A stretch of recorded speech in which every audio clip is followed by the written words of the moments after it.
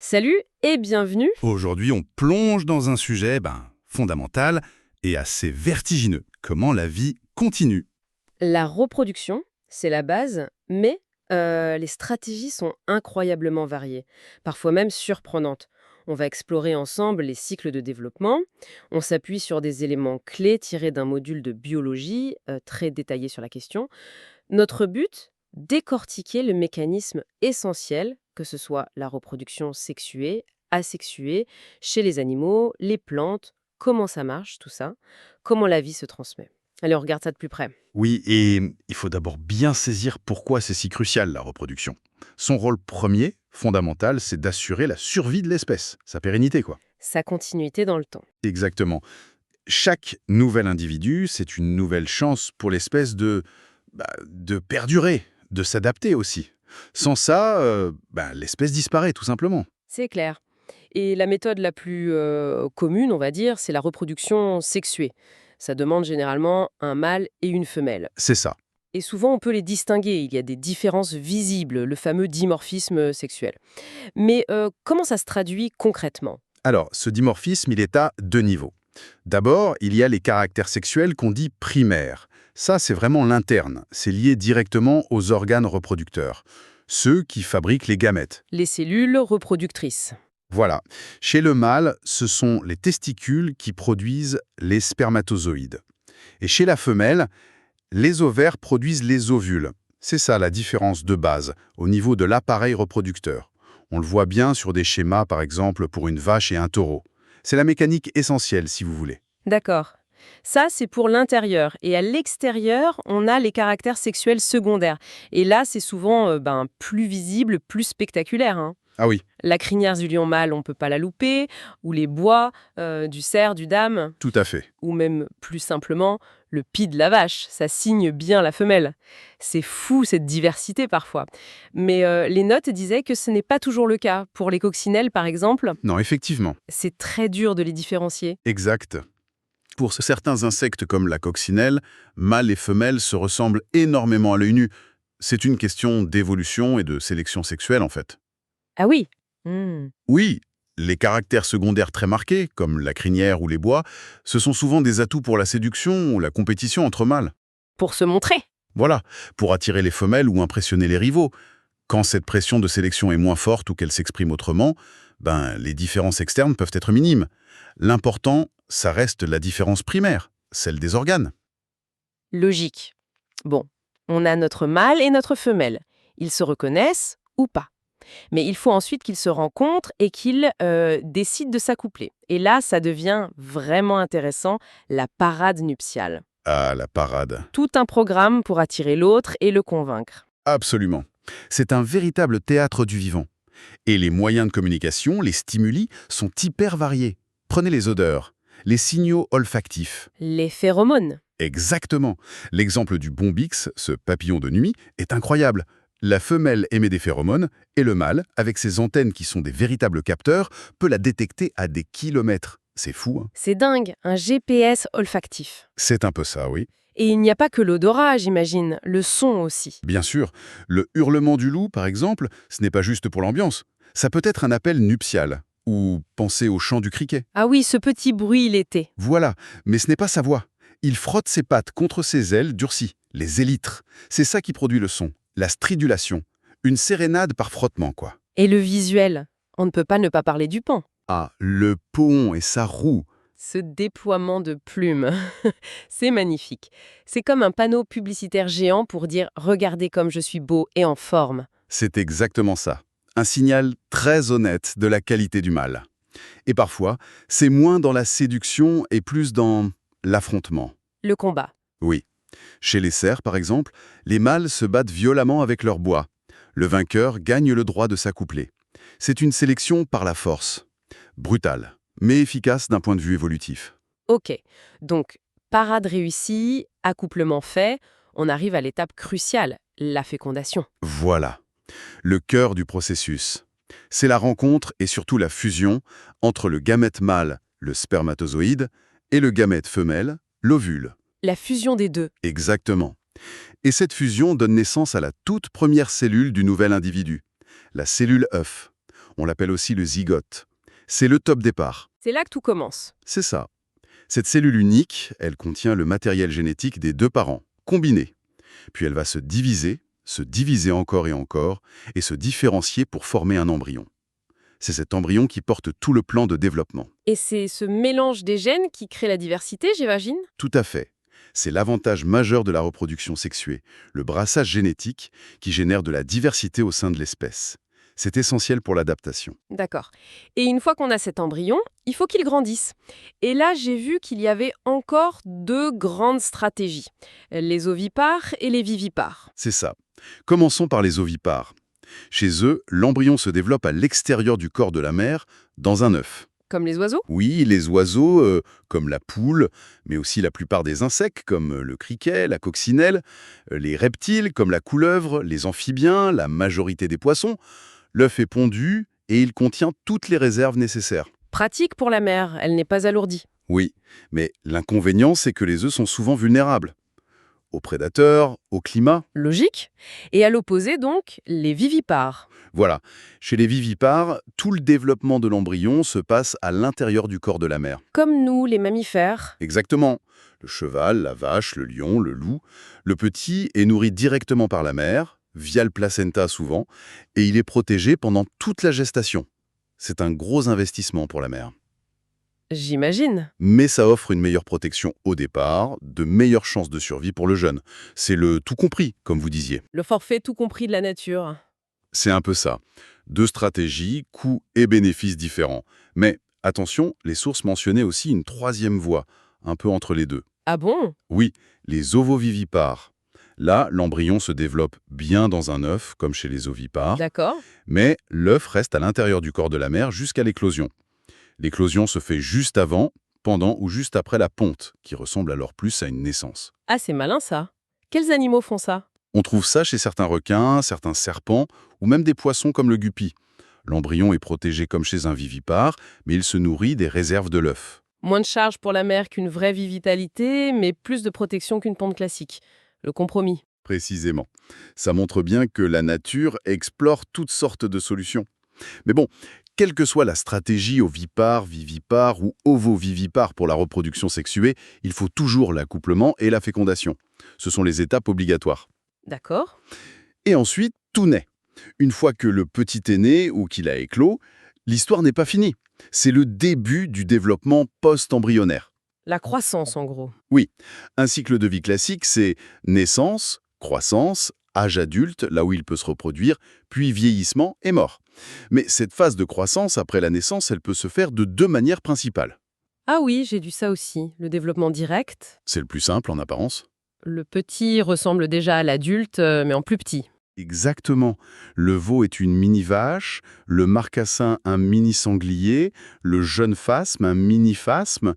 La croissance est souvent continue. Ça grandit, jusqu'à la taille adulte. C'est assez linéaire. Plutôt simple. Et puis, il y a l'autre option, le développement indirect. Et là, c'est beaucoup plus Spectaculaire. la métamorphose. Voilà. Le jeune qui sort de l'œuf, qu'on appelle une larve, est souvent radicalement différent de l'adulte. Pensez à la chenille et au papillon. Oui, rien à voir. Comme le carpocaps, le papillon dont la chenille attaque les pommes. C'est un bon exemple. Ou la larve de coccinelle, qui ne ressemble pas du tout à la jolie coccinelle adulte. Ces larves ont souvent un mode de vie, une alimentation, parfois même un habitat différent de l'adulte. Et donc, pour devenir adulte, il faut cette transformation. Une transformation complète, la métamorphose. C'est une réorganisation quasi totale de l'organisme. C'est vraiment fascinant. Et souvent, chez ces animaux, surtout les insectes avec leur carapace rigide, leur exosquelette, La cuticule. c'est ça. Ou certains reptiles comme les tortues avec leur carapace, la croissance ne peut pas être continue. La boîte devient trop petite. Alors comment ils font? Ils doivent muer, c'est-à-dire se débarrasser de leur ancienne peau ou carapace, devenue trop étroite, et en fabriquer une nouvelle plus grande. La croissance se fait par étapes, marquée par ces mues. Ça doit être un moment super vulnérable, la mue, non? L'animal est tout mou. Absolument. C'est une période très critique. L'animal est sans défense, il doit souvent se cacher le temps que sa nouvelle carapace durcisse.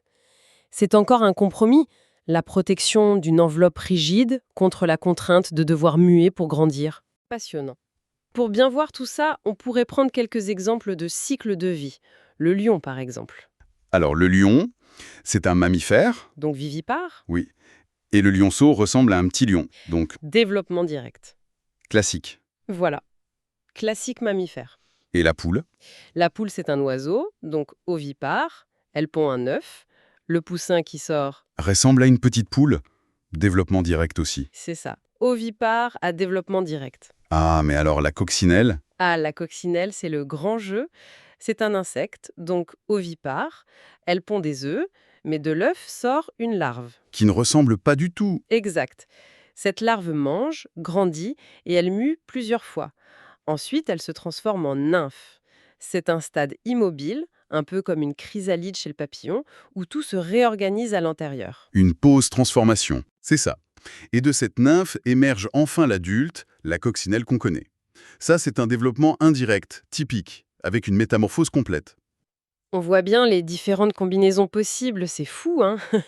Bon, on a beaucoup parlé des animaux, mais les plantes, elles, les plantes à fleurs, par exemple, elles se reproduisent aussi de façon sexuée, non? Tout à fait. Le principe de base est le même. Il faut une fécondation, la fusion d'un gamète mâle et d'un gamète femelle. Et la fleur, c'est une structure incroyable, optimisée pour ça. C'est l'organe reproducteur de la plante. Exactement. Et elle regroupe souvent les deux sexes. La partie mâle, ce sont les étamines. Au bout, il y a les anthères qui contiennent le pollen. Et le pollen, ce sont les grains qui transportent les gamètes mâles, les entérozoïdes. D'accord. Et la partie femelle? C'est le pistil, souvent au centre de la fleur. Sa base est renflée, c'est l'ovaire, et dedans, il y a les ovules. Chaque ovule contient un gamète femelle, l'oosphère. La fleur, c'est un peu le lieu de rendez-vous des gamètes. Malin. Et comment se passe la rencontre, la fécondation? Alors, c'est assez subtil. D'abord, un grain de pollen doit arriver sur le stigmate, c'est le sommet collant du pistil. Ça peut être transporté par le vent, par un insecte, c'est la pollinisation. Ok. Ensuite, si les conditions sont bonnes, le grain de pollen germe. Il fabrique un petit tube, le tube pollinique, qui va grandir à travers le pistil comme une micro-racine pour aller jusqu'à un ovule dans l'ovaire. Il creuse un chemin? C'est l'idée. Et le gamète mâle voyage à l'intérieur de ce tube pour aller fusionner avec l'oosphère, le gamète femelle, dans l'ovule. Et hop, fécondation. On a une cellule œuf végétale, Et après, cette cellule œuf devient quoi? une graine. Presque. La cellule œuf se développe en embryon. Et c'est l'ovule entier qui se transforme en graine. La graine contient donc l'embryon et des réserves pour le nourrir. Et le fruit, dans tout ça? Ah, le fruit. C'est l'ovaire, la partie du pistil qui entourait les ovules, qui grossit et se transforme en fruit. Son rôle, c'est de protéger là où les graines, et souvent d'aider à leur dispersion. D'accord. Si on prend l'exemple de la tulipe. Oui, la fleur permet la fécondation. L'ovule fécondé devient une graine, l'ovaire devient le fruit. Une capsule sèche chez la tulipe. Si la graine tombe au sol dans de bonnes conditions, elle germe, donne une nouvelle plante. Qui refleurira. La boucle est bouclée. Exactement. C'est une stratégie très efficace. La graine peut attendre les bonnes conditions et le fruit aide à voyager. Ingénieux. Pour les plantes, la reproduction sexuée, c'est une chose, mais il y a aussi la reproduction asexuée. Ah oui, sans fécondation celle-là, hein. Exactement. On appelle souvent multiplication végétative chez les plantes. La clé, c'est qu'un seul individu par an suffit. Il donne naissance à de nouveaux individus qui lui sont génétiquement identiques. Des clones, en fait. Pas besoin de gamètes, pas de fécondation. Ça, on en voit plein d'exemples. Le fraisier avec ses... Comment ça s'appelle déjà? Les stolons. Oui, les stolons. Ces tiges qui courent sur le sol et qui font de nouvelles racines, de nouveaux pieds de fraisier. C'est un exemple parfait. Ou la pomme de terre. Le tubercule qu'on plante, ce n'est pas une graine, c'est un morceau de tige souterraine. Il contient des bourgeons qui peuvent redonner une plante entière identique à la plante mère. C'est hyper efficace pour envahir un endroit rapidement, ça, non? Tout à fait. L'avantage principal de la reproduction asexuée, c'est l'efficacité, la rapidité. Surtout si l'environnement est stable et que le parent est bien adapté. Pas besoin de chercher de partenaire, pas d'aléas liés à la fécondation ou à la dispersion des graines. Mais il y a un inconvénient, j'imagine. Oui, le gros inconvénient, c'est le manque de diversité génétique. Puisque tous les descendants sont des clones, ils sont tous identiques. Si une maladie arrive ou si l'environnement change brutalement, Tout le monde est touché pareil. voilà, toute la population peut être décimée. La reproduction sexuée, elle, avec son brassage génétique, crée de la diversité. Ça donne plus de chances à l'espèce de s'adapter aux changements sur le long terme. C'est le grand dilemme évolutif. Efficacité immédiate contre adaptabilité future. Essentiel. Deux grandes stratégies. La sexuée, avec mâle et femelle, qui mélangent les gènes et créent de la diversité. Le moteur de l'adaptation. Et la sexuée, qui a une sorte de clonage, très efficace mais moins souple face au changement. C'est ça. Et dans la reproduction sexuée, quelle variété? Les parades nuptiales pour se séduire, la fécondation comme point de départ, puis le développement de l'embryon, soit au chaud à l'intérieur, vivipare, soit dans une boîte à lunch, l'œuf des ovipares, avec même des options mixtes comme les ovovivipares. Une palette de solutions. Et après la naissance, soit on grandit tranquillement en ressemblant déjà aux parents, développement direct, soit on passe par une transformation incroyable à métamorphose, souvent avec des mus, développement indirect. Même les plantes à fleurs ont leur version hyper sophistiquée de la reproduction sexuée. C'est une superbe illustration de la créativité de l'évolution face à ce défi de la perpétuation. Et juste pour ouvrir une dernière piste de réflexion, Oui. on a parlé de l'ovoviviparité comme d'un compromis. Mais ça nous amène à nous demander jusqu'où vont les inventions du vivant. Les sources ne le détaillent pas, mais il existe des espèces qui peuvent faire les deux. Alterner entre sexué et asexué? Oui, en fonction des conditions. Les pucerons, par exemple, font ça. Reproduction asexuée rapide quand tout va bien pour coloniser, et reproduction sexuée avant l'hiver pour produire des œufs résistants et diversifiés. C'est incroyable cette flexibilité, hein. Ça pose question, hein. Quels avantages, quelles pressions peuvent expliquer ça? Ça montre bien qu'en explorant ces cycles, on ne fait finalement qu'effleurer l'immense complexité et l'ingéniosité de la vie pour continuer. Encore et toujours. Ça laisse songeur sur tout ce qu'il reste à découvrir.